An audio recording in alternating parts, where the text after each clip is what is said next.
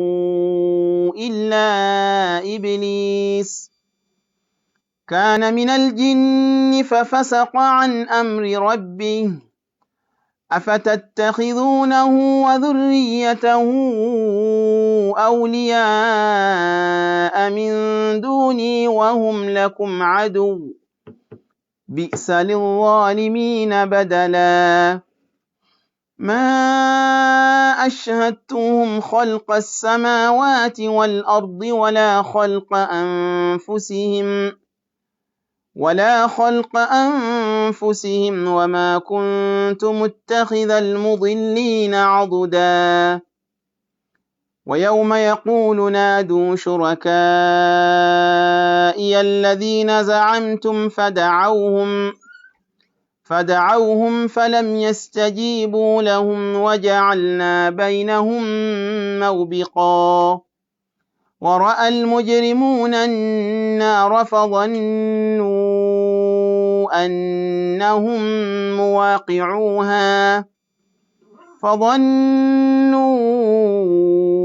أنهم مواقعوها ولم يجدوا عنها مصرفا صدق الله العظيم. أمتنك الله سبحانه وتعالى Allah jalla jalaaluhu akyatuwangazizza okutuusa obudde buno bwe twogereramu. Allah wa kitiibwa nnyo okubeera nga tuyingiddeko mu mwezi ogwa Dhul Hijja. Tusaba Allah subhanahu wa ta'ala atteere baraka mu buwanga zaffe obusigaddeyo obutono ennyo bwe tutamanyi, era atuwe tawfiiqi n'obusobozi tukole emirimu gy'asinga okwagala era gye yeetaaga, so si ffe gye twagala. Bw'aba atusiza okutujjulula atujjulule ku kigambo kya la ilaha illallah Muhammadur Rasulullah. Asonyiwe bakadde baffe bonna abaatukulembera mu lugendo olw'okufa, bataata, bamaama, bajjajja, basenga, bakojja, bato baffe, bakulu baffe, bamasheekhe baffe, ab'emikwano. Atugatte wamu nabo olunaku olujja okuba oluzibu mu jannatu al-firdausa al-a'la. Tusaba Allah subhanahu wa ta'ala abalina ebizibu nga bakyali balamu abeere nga abamalira ebizibu byabwe, omuli abalwadde abali ku bitanda oba bali mu malwaliro oba bali mu maka gaabwe, omuli abalina ebibanyiga nga balina obwetaavu naye nga tebalina busobozi buyinza kumalawo obwetaavu obwo. Tugamba nti Allah subhanahu wa ta'ala yayinza obbimalawo. Inna Allaha huwa ar-razzaq dhul quwwati al-matin. Allah yayinza obbimalawo. Allah ye mugabirizi, yagaba riziki. Abali awaka nga tebakola, abakola naye nga tebannaba kubeera nga bafunamu ebyo bakola. Wala ayinza okuba nga akola naye nga alinga atakola. Ogulawo edduuka naye nga talina bakasitoma, alina byasuula naye nga bimusala busazi. Bw'amulaba olowooza nti akola naye nga misikini nga takola. Tusaba Allah subhanahu wa ta'ala bonna abeere nga bamalira. Olwaleero la shakka tituli mu lunaku lwakubiri omwezi ndowooza lwakusatu Dhul Hajj. Naam, bwe tuba nga tuli mu lunaku lwakusatu mu mwezi gwa Dhul Hajj, biki by'okoze era biki by'olina okukola mu nnaku zino? Babisomesezzaako nnyo naye nga nja kukuwa highlight nti genda n'emirimu emirungi naddala mu nnaku zino olwa aya Allah subhanahu wa ta'ala egamba nti fala tadhlimu fihinna anfusakum inna iddata ash-shuhuri 'inda Allahi 12 shahran fi kitabillah yawma khalaqa as-samawati wal arda minha arba'atun hurum dhalika ad-dinul qayyim fala tadhlimu fihinna anfusakum dhalika ad-dinul qayyim fala tadhlimu fihinna anfusakum. Temugezaako kweryazaamaanya mu nnaku zino oba mu myezi gino egy'emizizo nga mwe muli n'ennaku zino eziggalawo omwezi ogwa Dhul Hijja mu nnaku okubeera nga za mizizo. Fala tadhlimu fihinna anfusakum, ennaku zino 10 ezisooka nga bwe tuziyingiddemu alhamdulillah, tetugezaako kweryazaamanya kukola bintu bitasaana. Tutye Allah, tukola ibaada. Hadithi nyingi nnyo ziri ku nnaku zino. Omusomo gwaffe alhamdulillah gujja kuba katundutundu ku ku byeteekeddwa okukola mu mwezi gwa Dhulhijja oba mu nnaku zino. Nga mu byo kwe kubeera nga tuyitiriza adhkar, kwogera ku Allah, okusuuta ku Allah, okuwanjaga eri Allah subhanahu wa ta'ala. Era nga gwe musomo gwaffe nti tusoma Suratul Kahf. Suratul Kahf tugiruddeko ebbanga ddene naye nga tuginnyonnyola obukulu bwayo n'amakulu gaayo ge twatusobodde, kubanga omusiraamu ogyetaaga. Si kugamba nti genda osome Suratul Kahf, tugisoma ne bagamba nti kirimu paati bbiri. Paati esooka hadithi twazisoma mu ntandikwa, omuntu asoma Suratul Kahf ekiro nga bukya ku Lwokutaano, Laylatul Jumu'a, ekiro ekikeesa ku lunaku Olwokutaano.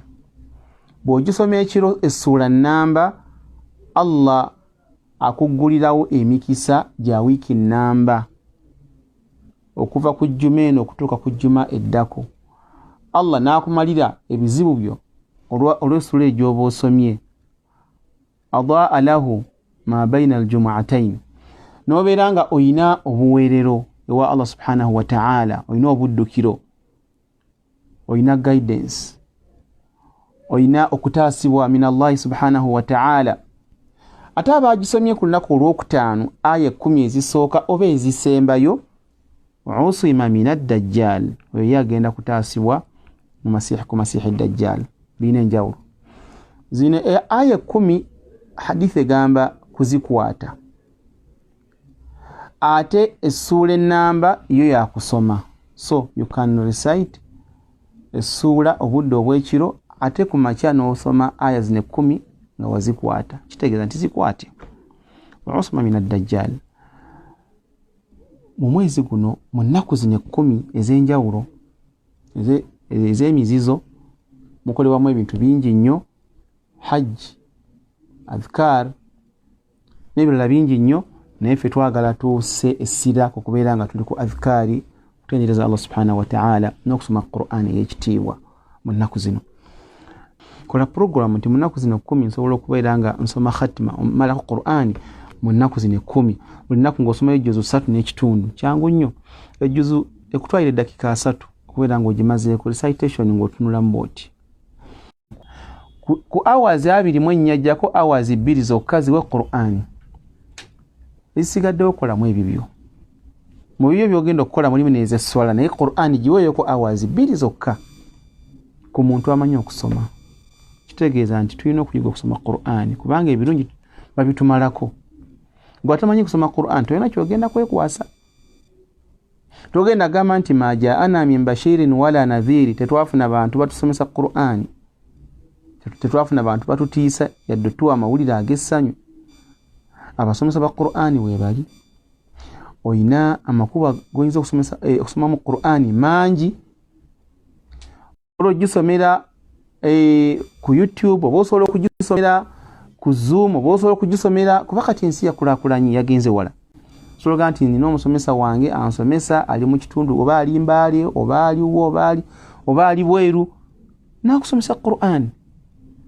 Ne wowe obikudde obikuzibwa oti essimu yo kuliko data ti njagala kuyiga Qur'an, era kuliko abasomesa bangi nnyo. Tolina kyogenda kwekwasa mwannyinaze oba mukulu wange oba muto wange, tolina kyogenda kwekwasa maaso ga Allah subhanahu wa ta'ala.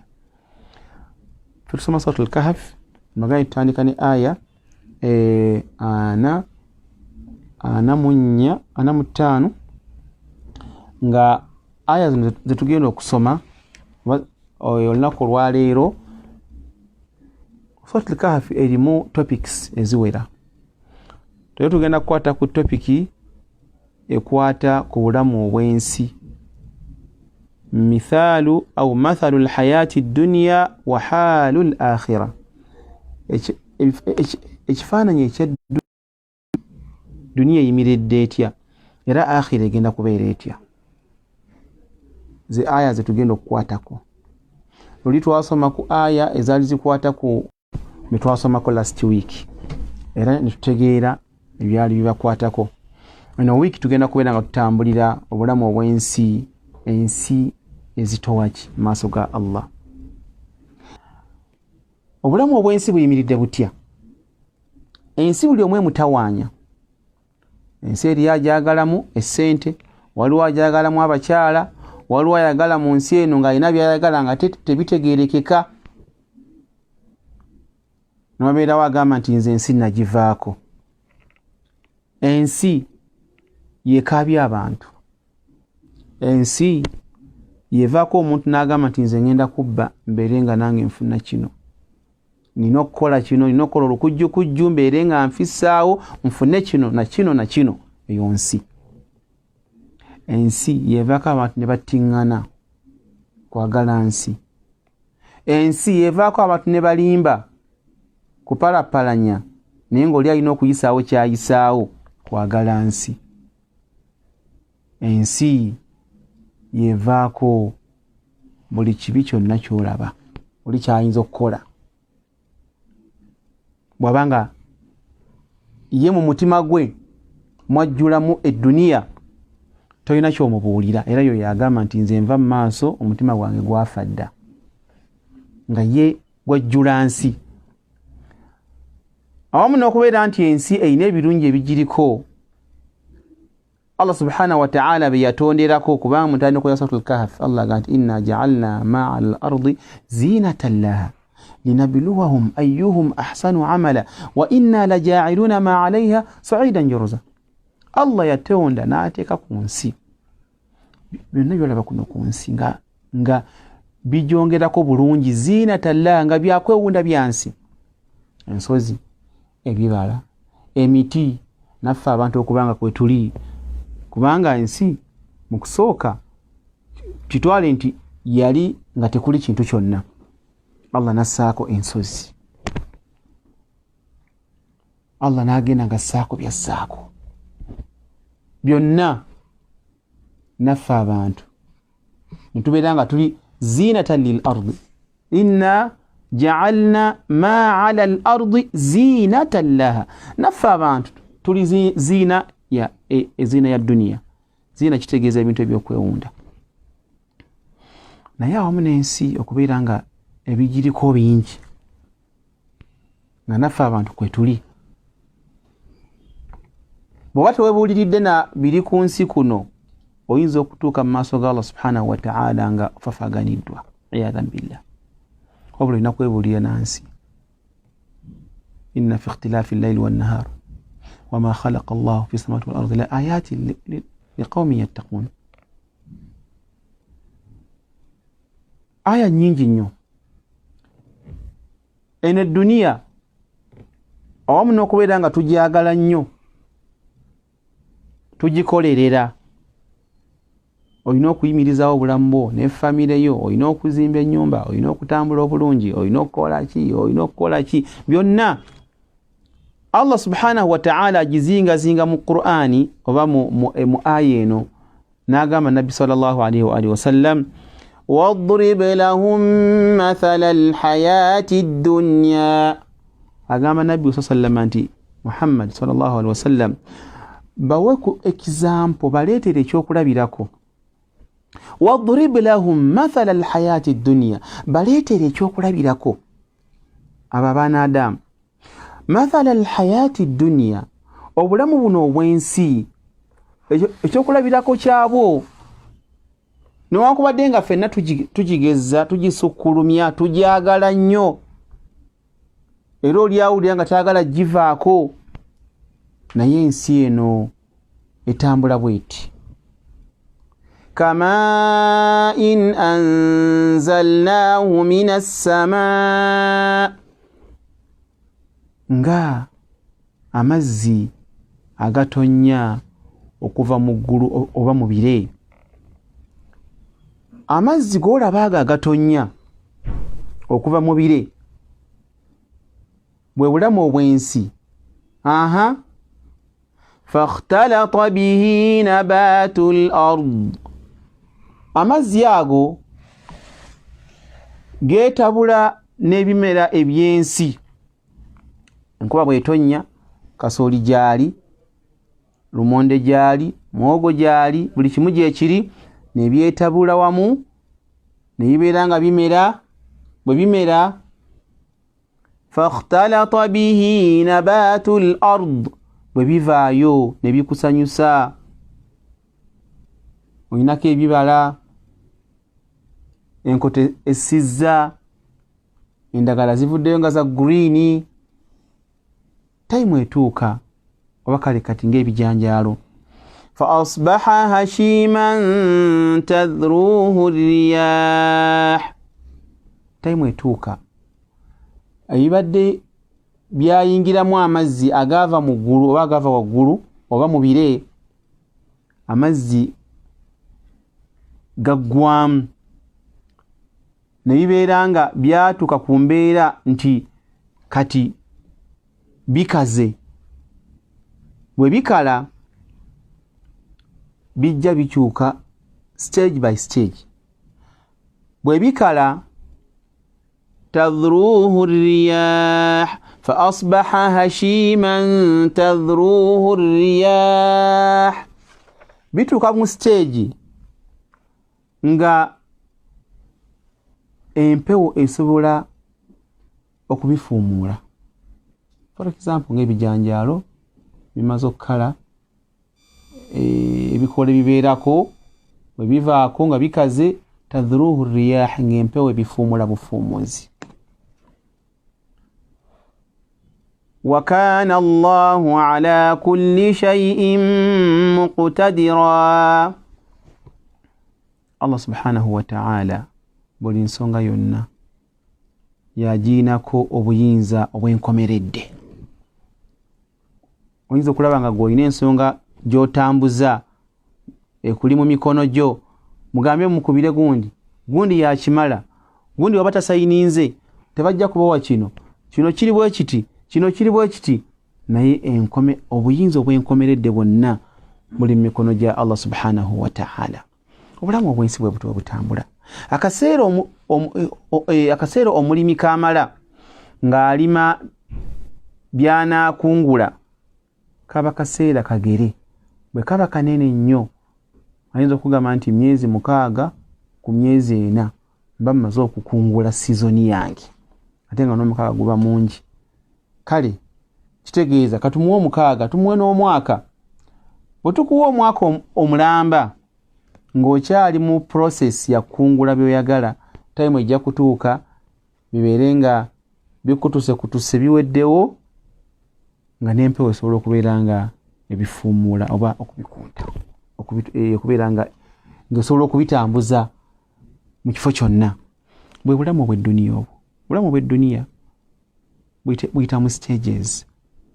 Stage eno esooka ng'okyalina amaanyi go musiraamu oba mwannyinaze oba mukulu wange ampuliriza oba muto wange oba mutabani wange, ng'okyalina amaanyi gakozese, kubanga time ejja kutuuka obeere nga tokyagalina. Time ejja kutuuka obeere nga bakutambuza butambuza, oba mu kagaali oba ku mugongo oba kukulula. Embeera ejja kutuuka Allah abeere nga ataakugjawo, naye ng'obulamu wabuyitamu mu mbeera ya kusaaga nga gw'olowooza nti ogenda buwangaalirako ebbanga lyonna. Kyova olabanga ebigambo bino Allah subhanahu wa ta'ala yali agezaako kubeera nga embeera yaliwo ku kyafaayo kye twakamala emabega eyalina ennimiro 2 abaakiraba bulungi nnyo. Kubanga jjukira ayina we yayogera n'agamba nti wama adhunnu saata qaima. Yagamba nti wama adhunnu an tabida hadhihi abada. Bino byennina sikakasanga bigenda kugwawo. Wama adhunnu saata qaima. Era sikakasanga nga kiyama kiribeerawo. Wala irruditu ila rabbi, supposing nti kibaddewo kiyama nti yabaddewo nga bwe mugamba, la ajidanna khayran minha munqalaba. Ebyanga ate birongooseemu, nja kusanga nga ebyange biteeketeeke ate okusinga na bino byambadde nabyo ku dduniya. Embeera eyo yali eyo embeera y'endowooza y'abantu abasinga obungi abalina ssente. Ekyo nga kyogerako tiyalowooza nti waba ziina wano tezigenda kumuggwaako, n'oziba ziba nga zimuweddeko ewa Allah subhanahu wa ta'ala ali ku green light, naye nga si bwe kiri. Allah yatukubira eddunia ekifaananyi kyayo tikiringanga enkuba evudde mu bire nebeera nga ebibala bifunye amazzi ne bivaayo bulungi nnyo ne byeyagaza, omulimi n'abeera nga musanyufu, time etuuka n'abeera nga abijjamu nga byonna bikaddiye mu mbeera eyinza okubeera nga yeewuunyisa nga n'empewo esobola okubeera nga ebitwala. Allah subhanahu wa ta'ala agenda mu maaso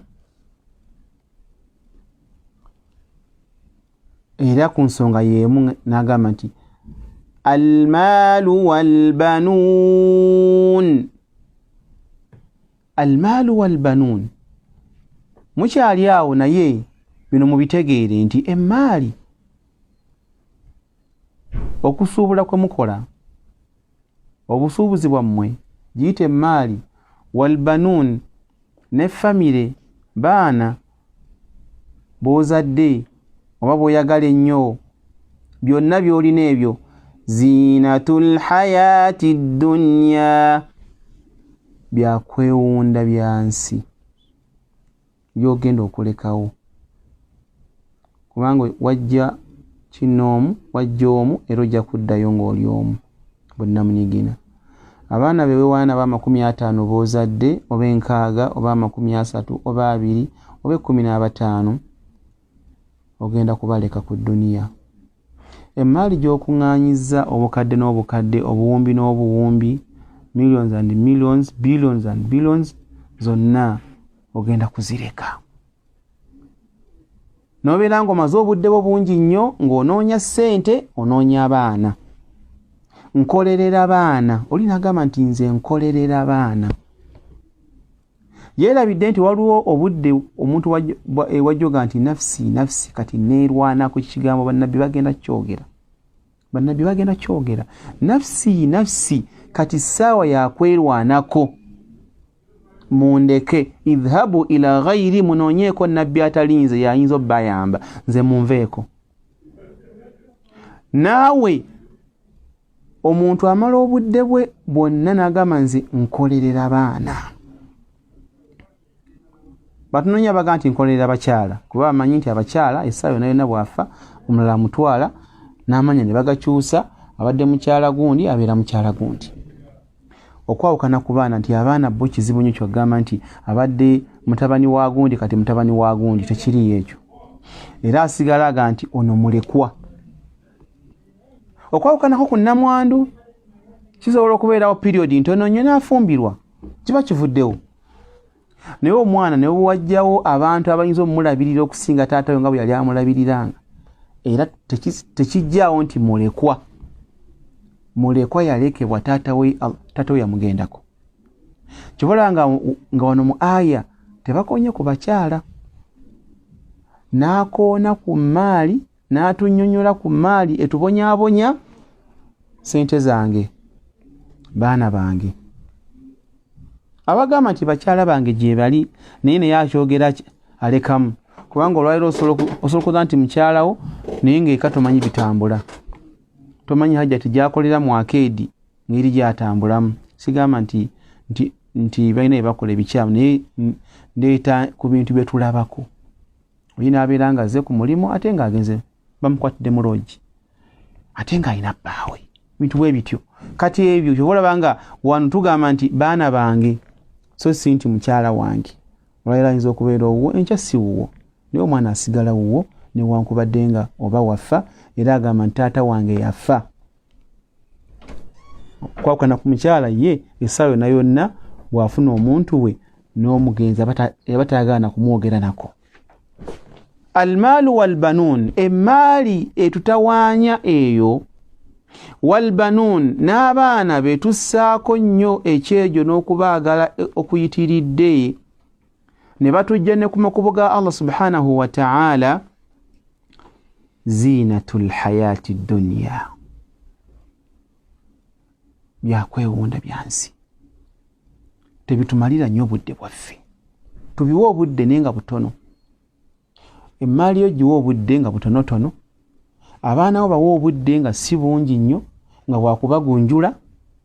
obudde bw'oba wadde si budde bwa kubeera nga kuboonoona wabula kubagunjula na kubabuulirira ebinaabayamba enkya nga ovuddewo, kubanga oyinza okuba nga okyalina mulamu naye n'obeera nga embeera gy'olimu nga tosobola kuba nabo okubeera nga otambula nabo okusinziira ku mbeera nga weetaagisibwa obuyambi.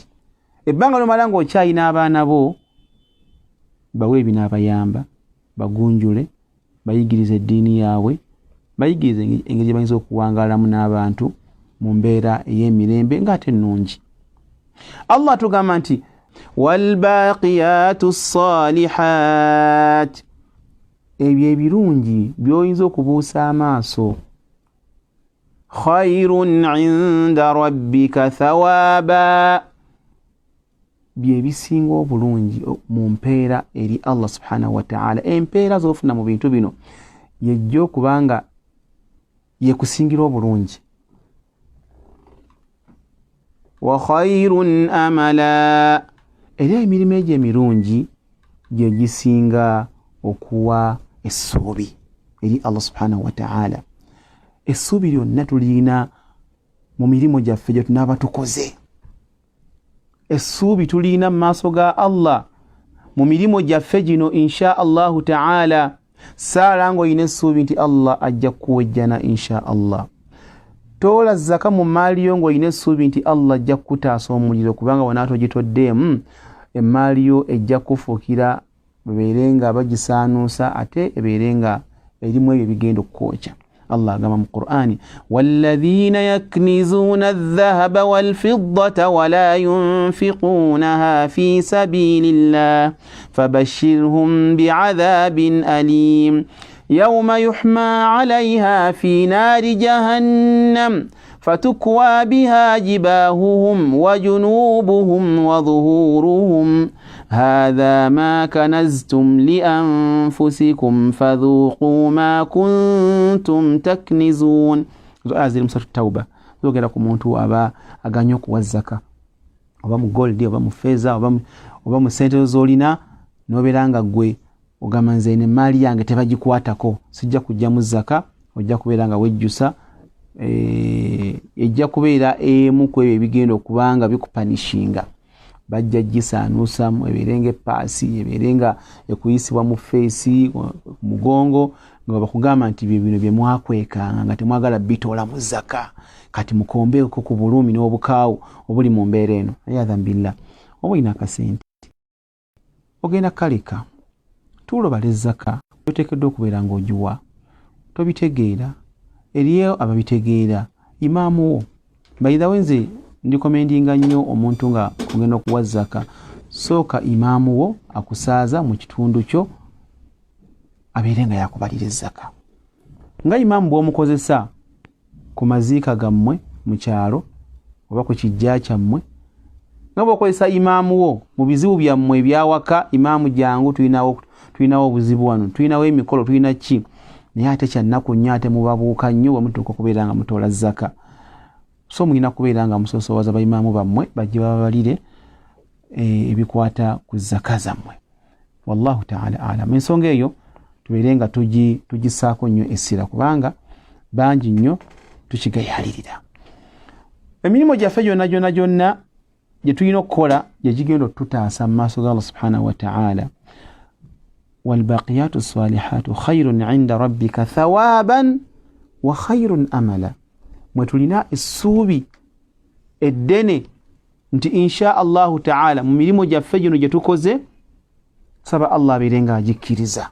Kibolaba nga bw'omala okukola omulimu gwonna saako edduwa, rabbana taqabbal minna innaka anta samiul alim. Ayi Allah kkiriza emirimu gyaffe gino, ayi Allah kkiriza emirimu gyaffe gino. Mu bintu amagezi gayinza okuwa ku mirimu egiyinza okuyambako, waliwo nga adhkar, tasbihat, okutendereza Allah subhanahu wa ta'ala, naye nga bigambo bitono ate nga bya makulu, ng'ate birina value, ng'ate bizitowa maaso ga Allah subhanahu wa ta'ala. Hadithi ya Abi Hurayra radiyallahu ta'ala anhu eva ku Nabi sallallahu alaihi wasallam, Nabi sallallahu alaihi wasallam yagamba kalimatani an Abi Hurayra radiyallahu anhu عن النبي صلى الله عليه وسلم قال كلمتان خفيفتان على اللسان ثقيلتان في الميزان حبيبتان إلى الرحمن سبحان الله العظيم سبحان الله وبحمده. حديث إلي مو البخاري ومسلم متفق عليه. حديث كمان ibigambo bibiri كلمتان ibigambo bibiri byokka khafifatani ala lisani byangu nnyo ng'omuntu abyogera ku lulimi lwe. Thaqilatani fil mizan bizitoya nnyo mizani ya Allah subhanahu wa ta'ala amakulu nti bya value nnyo. Habibatani ila arrahman habibatani ila arrahman Allah byagala nnyo nozowulira tiyakomaawo ebigambo ebyo bibiri byangu nnyo ku lulimi bizitowa nnyo ku mizaani ate Allah byagala nnyo byebiriwa subhanallah alazim subhanallah wa bihamdihi subhanallah alazim subhanallah wa bihamdihi nozo biwulira byangu nnyo byakwogera. Lwaki tobyekwatako? Lwaki ofiirwa empeera? Obudde bw'omala ng'okaayana, obudde bw'omala ng'oli mu birowoozo n'omala kumpi hours 4-5 oli mu birowoozo. Era nze bannange ekimalako ebirowoozo byange nina kubeera ku ssimu eno.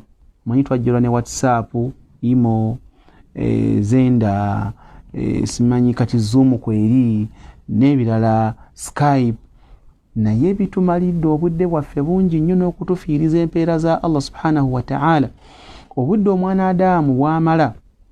Nze nali neewuunya kuba bwe nsoma Qur'ani nsoma abamanyi abaasomesa Qur'ani okuva ku basahaba obaveeko dda ku basomi bana aba bulijjo. Kati nga Imam nali nsoma ku Imam Qalun yemu ku riwaya nga yasoma ku seekawe gwe bayita Nafi'. Eyo riwaya gye yamusomako emirundi egisukka omutwalo ogumu khatima ze yamusomako.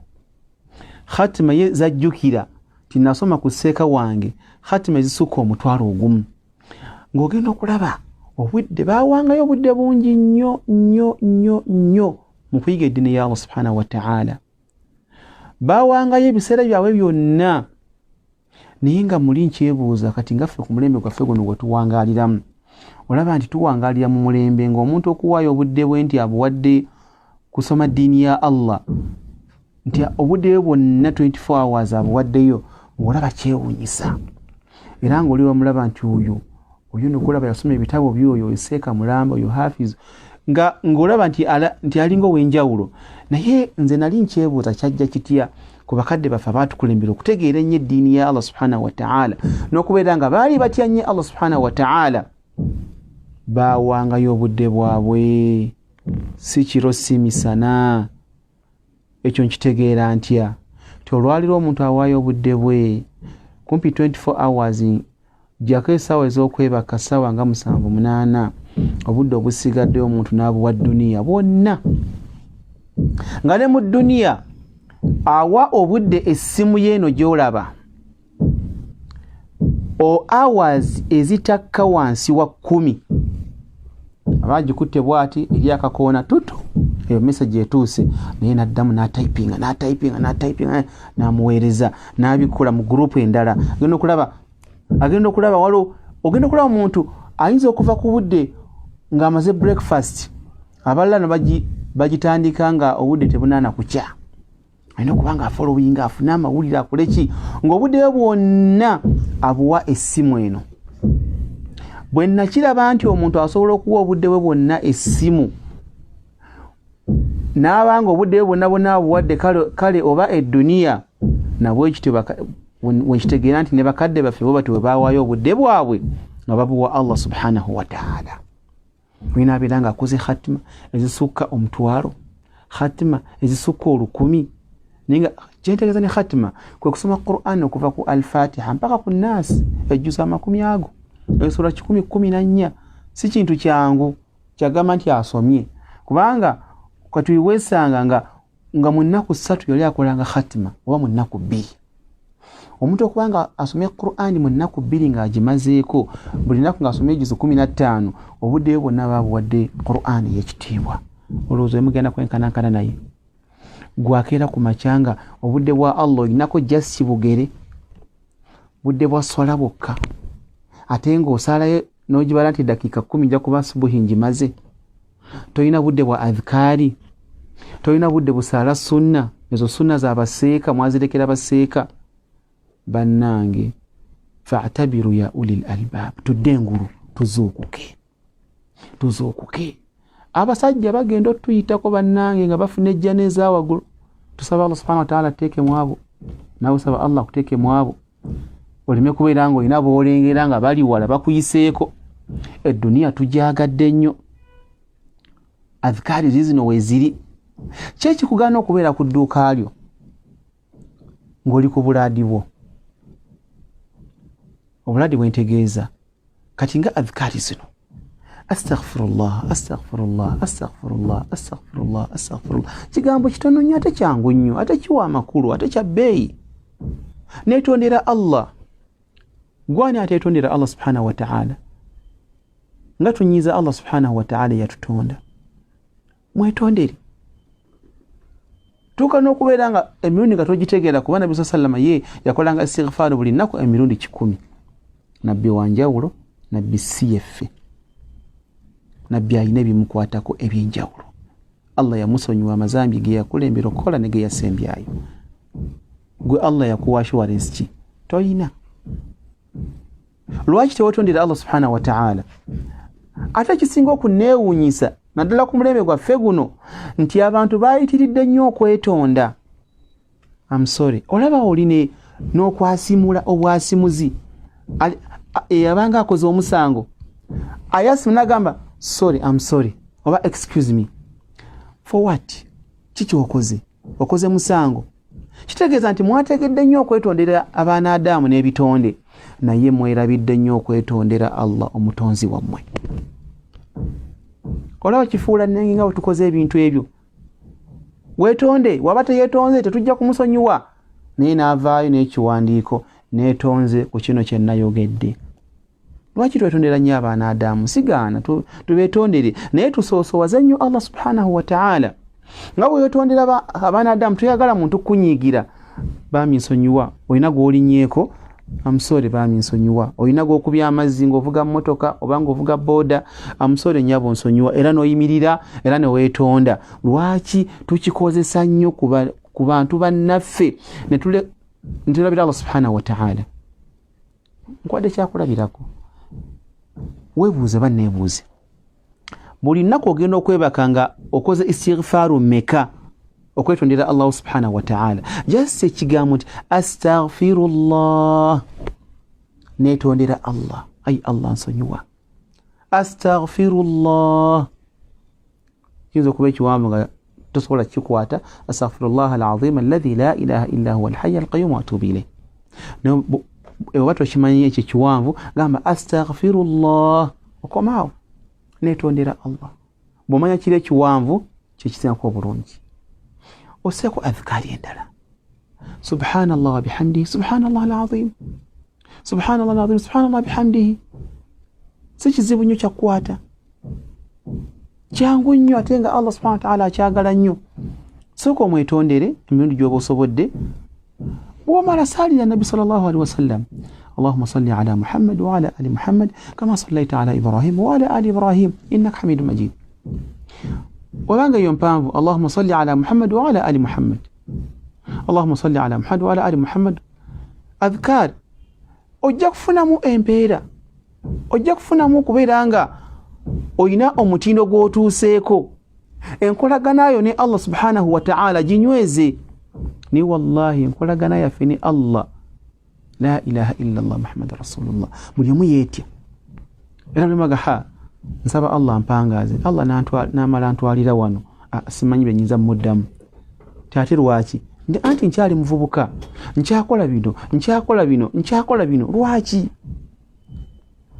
kola istighfar weteekereteekere okufa essaawa yonna yonna kubanga bangi nnyo abafudde Allah baatutte nga bakusinga obuto oba nga bakusinga ebitiibwa oba nga bakusinga obwavu oba nga bakusinga obukkakkamu kitegeeza nti beera mwetegefu kola istighfar va waka kiki ekikugaana okulinnya taxi embeekulo z'ogenda okuba nga osheyalinga mu mboozi mu taxi lwaki tokolamu adhikaari jaamu agenda n'abakwata for almost 2-4 hours jaamu n'akwata nga naawe oli mu taxi ng'okimanyi nti jaamu atukutte neera noonoonya music noonoonya kano noonoonya kali nodda ku masimu nodda ku ki era omala obudde bwo mu jaamu hours zonna naye ng'era totenderezaamu Allah subhanahu wa ta'ala obudde obugenda kubeera nga obwejjusa muganda wange mwenyinaze obulabanga obudde nti wallahi twamaze mu jaamu essaawa 4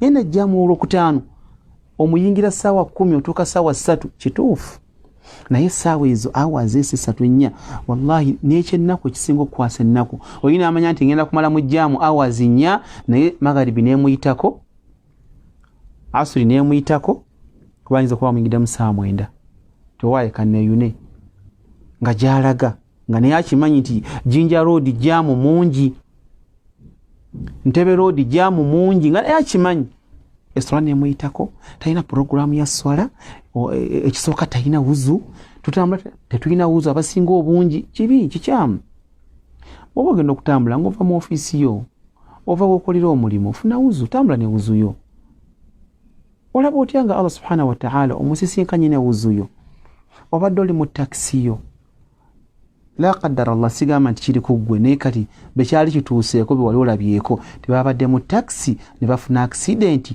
tewali n'omu yafulumye mu mmotoka obulira otya essanyu ng'osisinkanye Allah wo ng'olina wuzu yo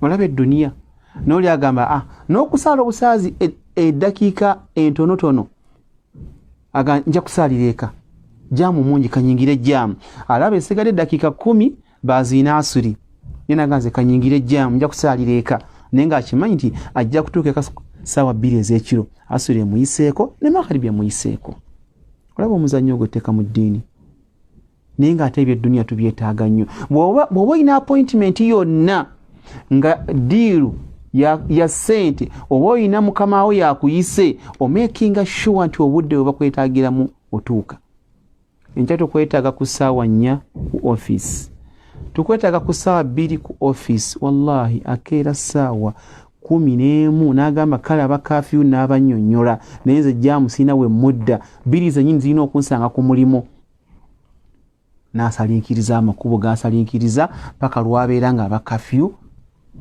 tabasanze oba abasanze n'alaba engeri gy'abannyonnyolamu oba nina omulwadde oba nina ki naye ng'agoba budde naye ng'amwetaaga kitonde ekiringa ye kirya kinywa kyebaka Allah akwetaaga mu budde bwe naye tobumuwadde ogamba nti insha Allah nja kuzigatta omusiraamu n'agatta esswala abona be batono qalilun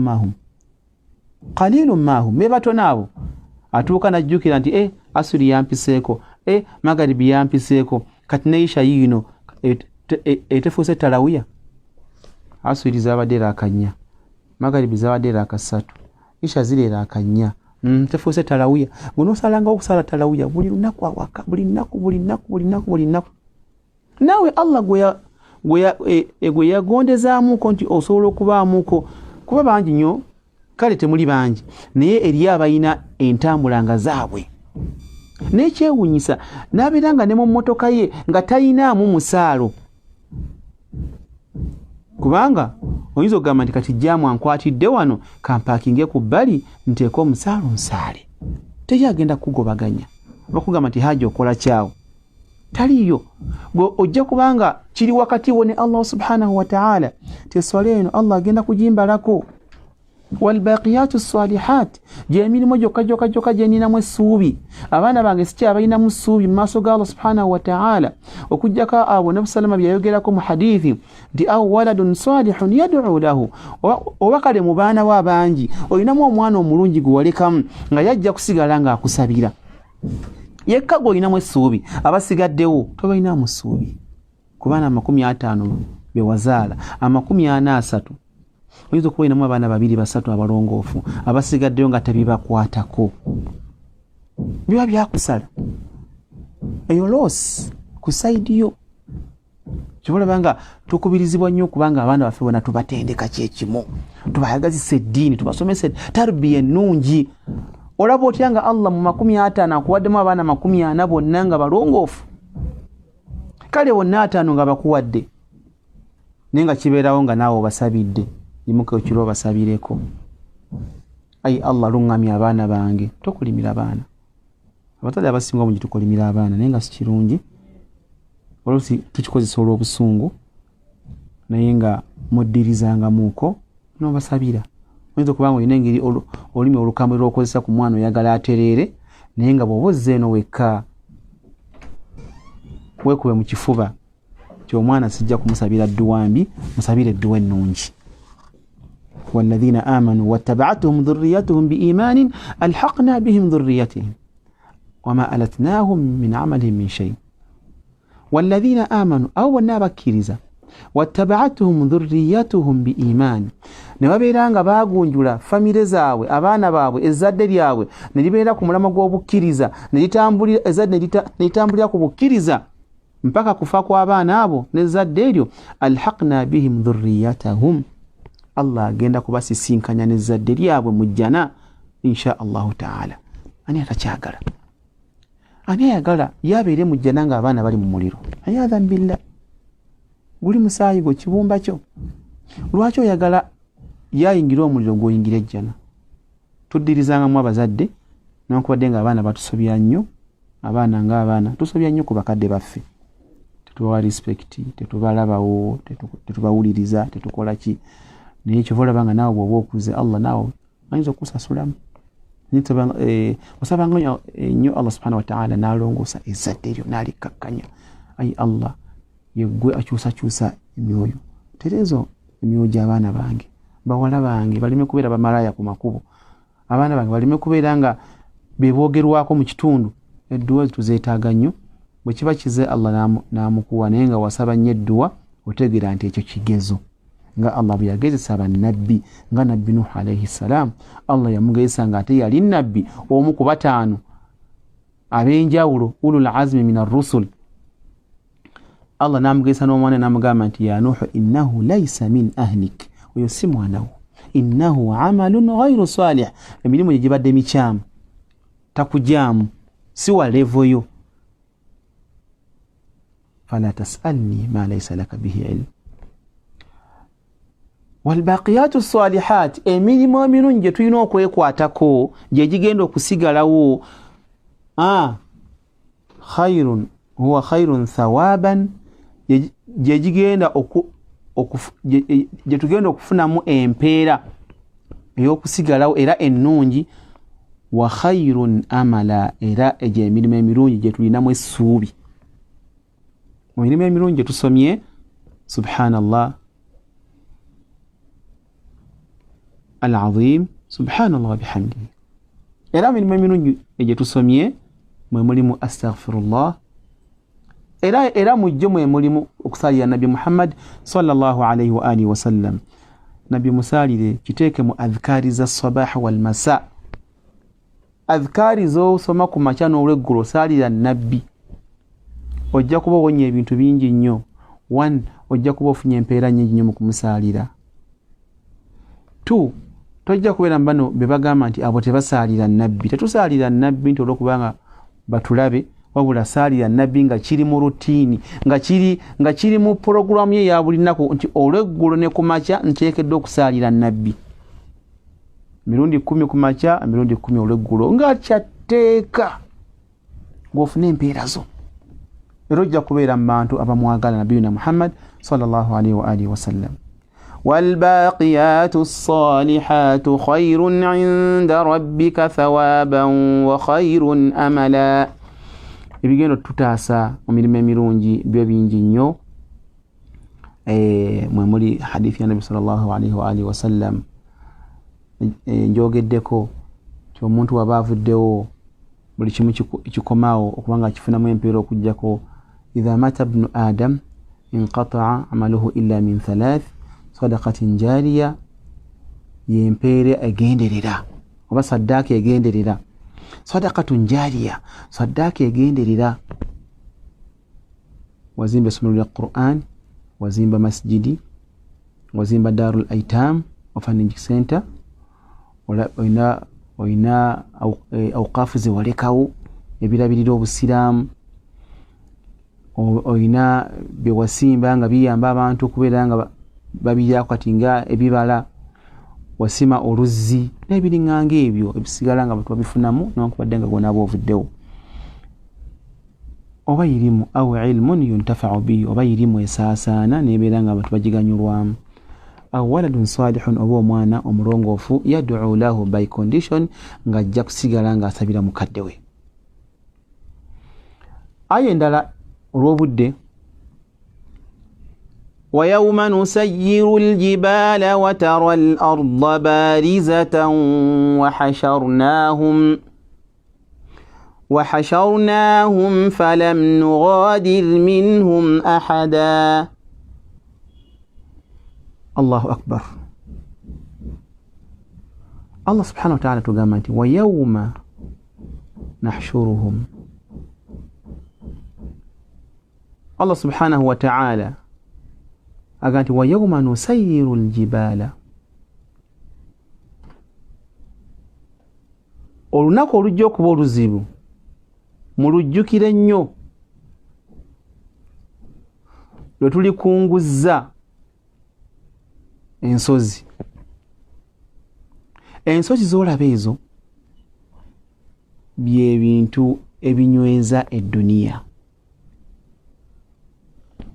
Rawasiya shamikhat, Allah watu yazita mu suratu al-mursalat. Olunaku lwe tulikunguzza ensozi ezo mu aya endala mu suratu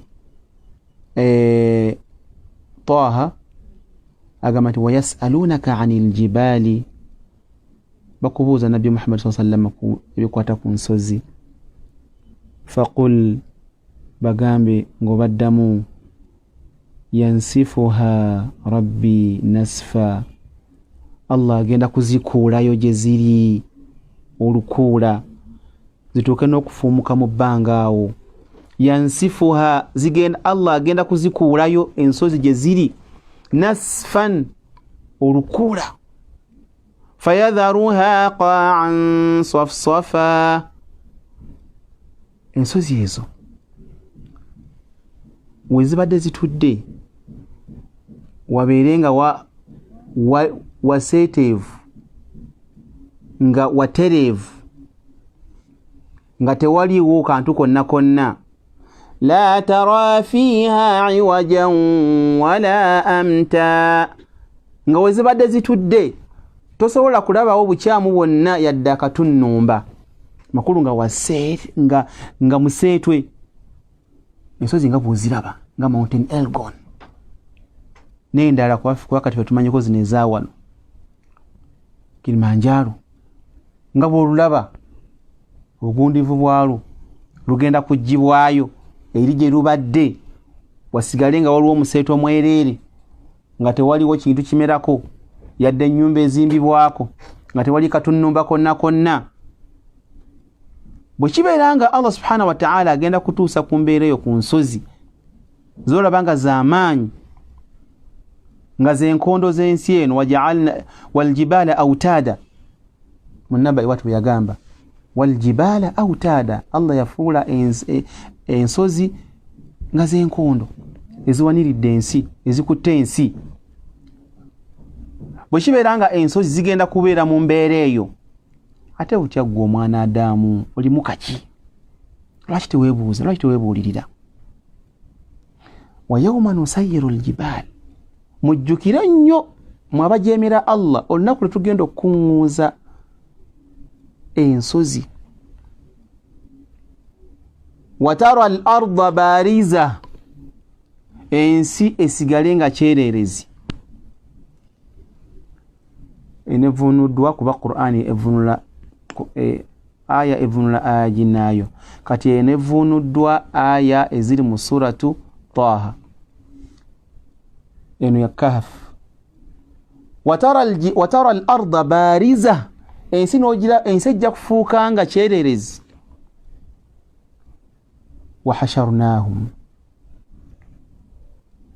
wahasharnahum bakuŋŋaanyizibwe tubakuŋŋaanye oba okubazuukusa okubajjayo mu ntaana zaabwe bajje mu kujja ku yawmul mahshar. falam nughadir minhum ahada, teri n'omu yenna agenda kwebulankanya, tewali na muntu yenna agenda kusigala mabega. falam nughadir minhum ahada, amakulu nti bonna bajja kugibwayo, teri agenda kusigala mabega, teri agenda kwebuzaabuza. yawmaidhin tu'raduna la takhfa minkum khafiya, enayo evunula aya eno eri mu Suratul Haqqa. mugenda kugibwayo, mugenda kwolesebwa mwenna abantu, abaana Adamu mwenna n'amajinni. la takhfa minkum khafiya, teri agenda kwebulankanyaawo yadde okwebuzaabuzaawo, yadde ogamba nti nze siriiwo. kati awo kikulaga nti gye tugenda si wangu. wa'uridu ala rabbika saffa, awo tugenze mu mbeera ya mahshar,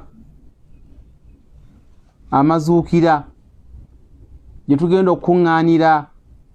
wa'uridu ala rabbika saffa, balireetebwa bonna abaana Adamu n'amajinni eri Allah, eri Katonda wo, saffa nga bali mu nnyiriri. Allahu akbar.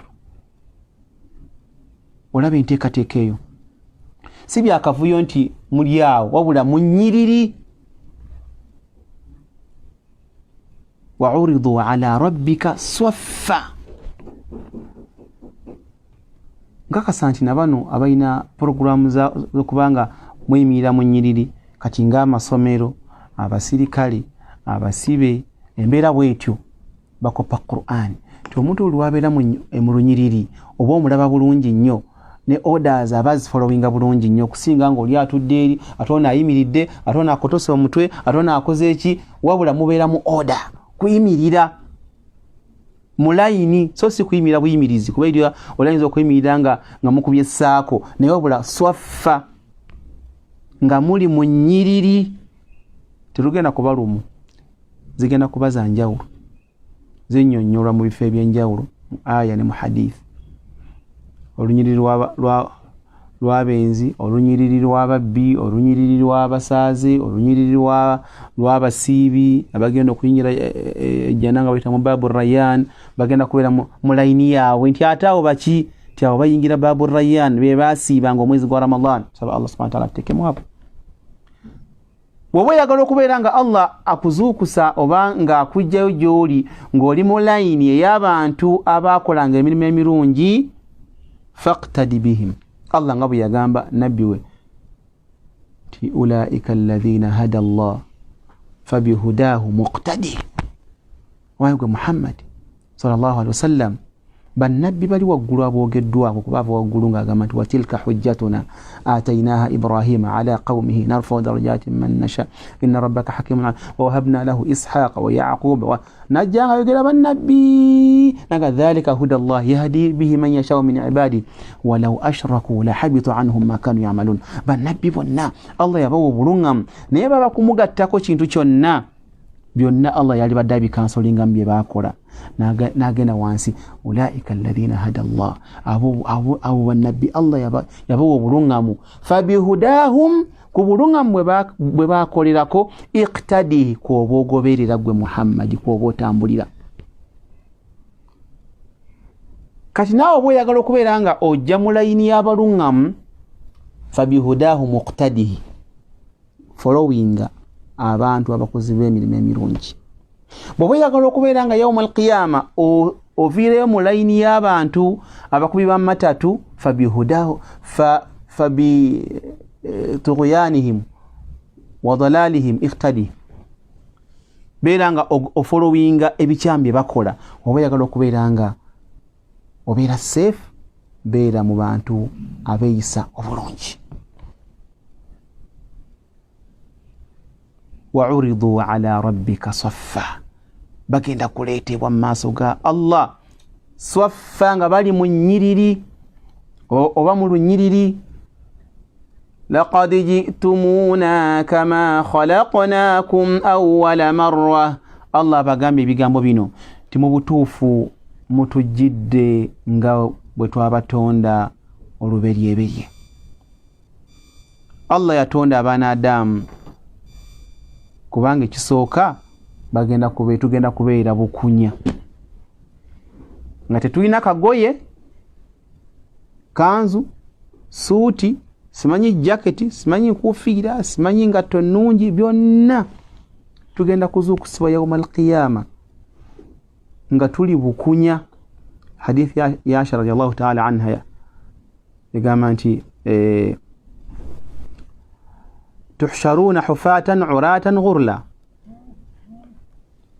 No hadithi Aisha radiyallahu ta'ala anha yali wamu ne Nabi sallama nabbi namugamba ebigambo bino nti mugenda kuzuukusibwa yawmal qiyama nga muli bukunya, temwina kantu konna mu bigere byammwe. قالت عائشة رضي الله عنها عائشة ناقم النبي صلى الله عليه وسلم أمقام باتيا يا مقام أنتي الرجال والنساء ينظر بعضهم إلى بعض يا رسول الله ويكدن سونغا نيني تugenda kuzuukusibwa يوم القيامة nga tuli bukunya tetuwambadde tetulina ngatto mu bigere. Abaami n'abakyala tugenda kubeera ffenna bumu buli omu abeere nga atunuulirako munne. نبينا مقام صلى الله عليه وآله وسلم فقال الأمر أشد من أن يهم ذاك. ensonga egenda kuba nnene nnyo omuntu okuba nga ajja kuba n'ekirowoozo nti kati ntunuulira ono buli omu agenda kubeera ku mbeera nga emukwatako nga Allah subhanahu wa ta'ala bw'agamba nti likulli mri'in minhum yawma idhin sha'nun yughnihi. Buli omu agenda kuba n'ensonga emukwatako emumalawo emumalirawo obudde bwe, ebirowoozo nga bingi. Abaffe naawona nyingira ejjana ya Allah subhanahu wa ta'ala, nina amabanja, gundi amanja, gundi namulyaza amaanya, gundi agenda kubeera nga nkwatako mu maaso ga Allah subhanahu wa ta'ala, ngenda kukola nti ebirowoozo bigenda kuba bingi nnyo. Olina abaana, olina abakyala, olina abakozi bwakolanga nabo, olina abantu, olina ki, byonna bikukwatako bw'obanga olina abantu bewalyaza amaanya. Allah bagambye nti laqad ji'tumuna kama khalaqnakum awwala marra. Obutuufu mutujjidde nga bwe twabatonda oluberyeberye. bal za'amtum an lan naj'ala lakum maw'ida. Bagambye nti mwalowooza tetugenda kubateerawo nsisinkano. bal za'amtum, mwali mulowooza era nga mukakasa ti allan naj'ala lakum maw'ida, titewagenda kubeerawo nsisinkano, tetugenda kubateerawo nsisinkano. Nsisinkano ye mahshar yawm al-qiyama. Ebyo Allah agenda kubigamba abantu abaali abajeemu. Fine, bona n'abakkiriza bagenda kubeera mu nnyiriri, naye abantu abaali batalina ssuubi mu Allah babeera bajeemu. Bagamba tebiriiyo, tonnyumiza, nze kankole kye njagala, kale guli okyereeyo. Kati oyo bal za'amtum an lan naj'ala lakum maw'ida, mwakola nga bye mwakola, okweyisa obubi, okujooga Allah subhanahu wa ta'ala, kulyaza amanya baana Adamu bannammwe, obutatuukiriza huquuq na hakki za bannammwe, nga mulowooza nti tewagenda kubeerawo nsisinkano, buli omu abeere nga asasula munne.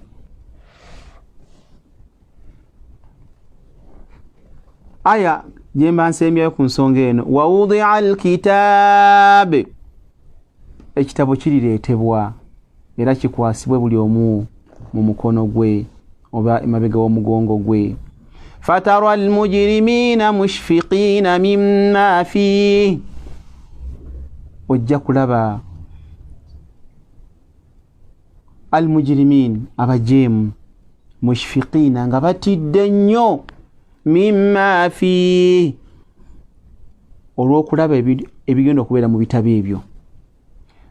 Wayaquluun boogera ebigambo bino ya wailatana nga tulabye nnyo nga zitusanze woowe mali hatha alkitab kitabo kyankula kikino la yughadiru saghiratan wala kabira tekireseeyo katono ke twakola kakibe ekinene kye twakola nga shiriki illa ahsaha okujjako buli kimu kiri mu kitabo muno akatono n'ekinene wawajadu ma amilu hadira byonna bye bakola bajja bisanga nga biredde mu kitabo nga mwebiri.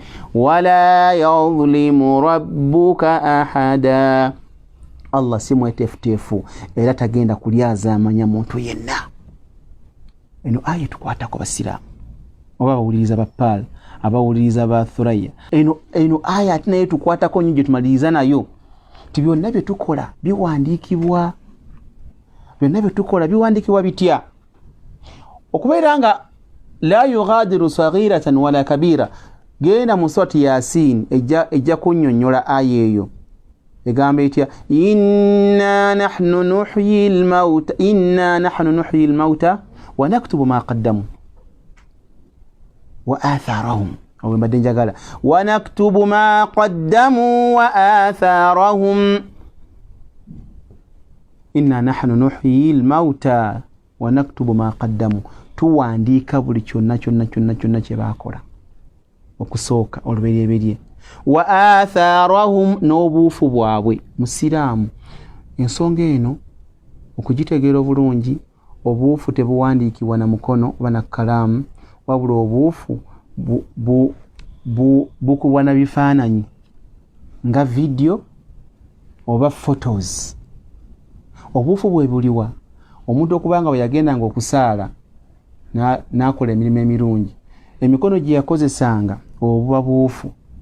Ekintu kye wakolanga kirungi ne kisigala nga kitambula buba buufu.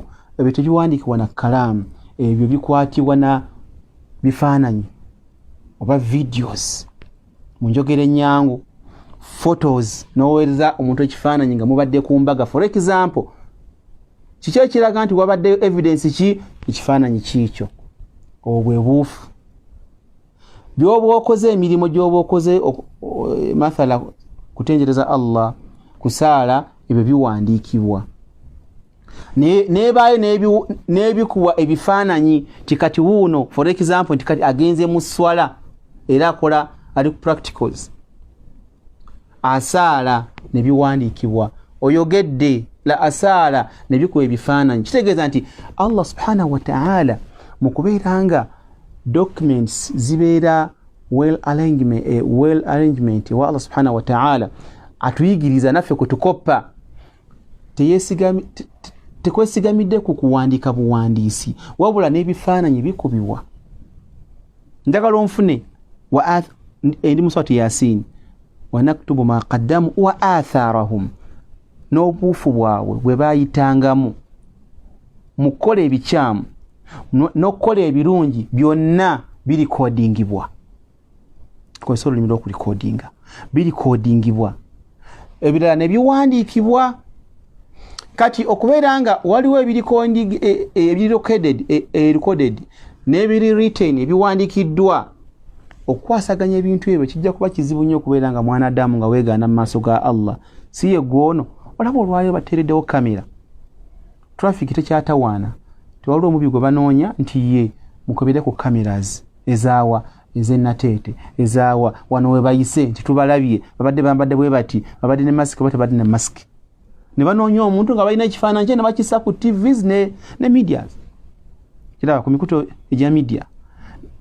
Bwe kibanga omuntu asobola okukola ekyo nkuwadde kyakulabirako ky'omuntu akoppa ku Allah subhanahu wa ta'ala tekijja okunyamba evidence ejja okunyamba kwe kurikodinga.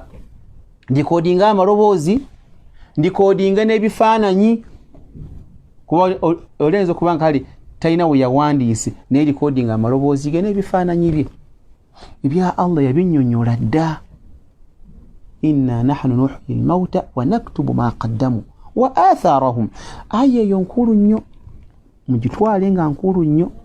Tibyokola byonna either biwandiikibwa byoyogera ate byokola bwe bufa obusigalawo ne bulikodingibwa mu ngeri ey'enjawulo.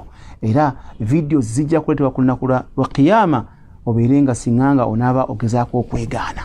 ayadhan billah.